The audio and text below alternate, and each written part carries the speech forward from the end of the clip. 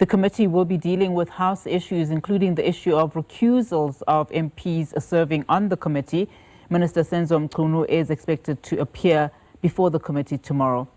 We've now roped in Professor Alex van der Heever from Wits School of Governance. He is the chair of the Social Security Systems Administration and Management Studies to unpack this further. Prof, a very good afternoon to you, and thank you so much for your time. Before even get into what we can expect tonight and tomorrow with Senzo Mchunu, let's perhaps get your reaction on the Ad Hoc Committee proceedings over the past 2 days, where suspended Lieutenant General Shadrack Sibiya was testifying. I mean, Sibiya has denied all wrongdoings in the main and spent some time responding to concerns around his relationships with individuals like Brown Mkhotsi, as well as attempted murder accused Vusimuzi Kat Matlala, as well as being questioned about crime intelligence division in general, as well as General Khumalo and his oversight role in the main. What were your impressions over the past 2 days? Yeah, so distinct from a sort of a systematic review of the evidence that was presented, he came across as quite defensive and in many cases evasive in dealing with many of the issues.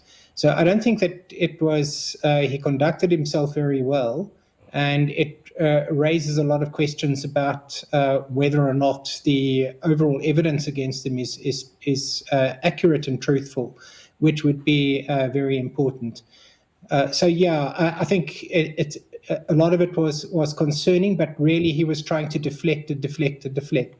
But I think that although counter accusations were made and quite a lot of assertions were made, these are going to have to be systematically unraveled through the course of both the Mandlanga Commission and the Ad Hoc Committee. Yeah. The Ad Hoc Committee, and I want us to just take a minute to look at what it is looking at. I mean, its mandate is to probe allegations of political interference, criminal infiltration, and the irregular disbandment of specialized policing units. Its findings will influence not only SAP's reform, but also just the integrity of South Africa's intelligence oversight architecture, I would say. How important is its meeting tonight to discuss, of course, very significant issues around recusals, because certain MPs were implicated by General Mkhwanazi, but also it is ahead of Minister Senzo Mchunu's appearance tomorrow to answer some of those allegations by Mkhwanazi. Yes, so it's an important a set of questionings that's going to happen this evening. Essentially the issue is an obstruction of justice question around him and whether he was party to the overall attempt to close down investigations, and that's the central issue he's going to have to address. The important issue about both the Portfolio Committee and the Mandlanga Commission is it's not only to discern whether or not there have been sort of bad apples operating within the system, but also to ascertain whether or not there is a pattern of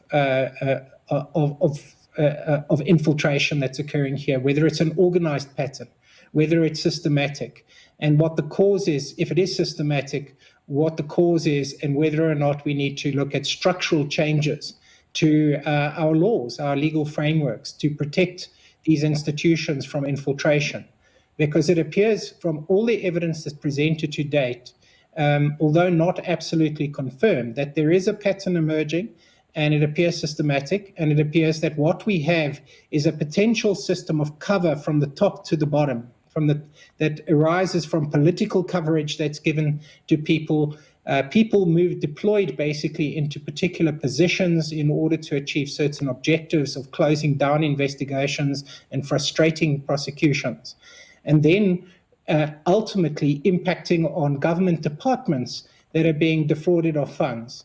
And this sort of layering of protection that operates, that closes down the accountability system from the top to the bottom, is kind of what it has to be systematically unpacked.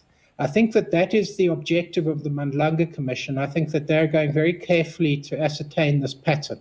and to see whether or not they can have strong evidence of the pattern itself, in that it suggests a degree of coordination that is occurring, and with severe implications for all of government. Yeah. So this is absolutely, both processes are crucial. The Mandlanga Commission is likely to be more systematic, but the Portfolio Committee will still have a very important transparency aspect to what is done. I would hope that they also follow a more systematic route to the way in which evidence is surfaced and ultimately brought into an evaluation. And I would imagine that is the reason why so many South Africans are just hanging on how these two processes could effect change within these various systems. I mean, the past 2 weeks have really laid bare just some of the most explosive testimony we've heard in years about just the inner workings of South Africa's, security and intelligence apparatus.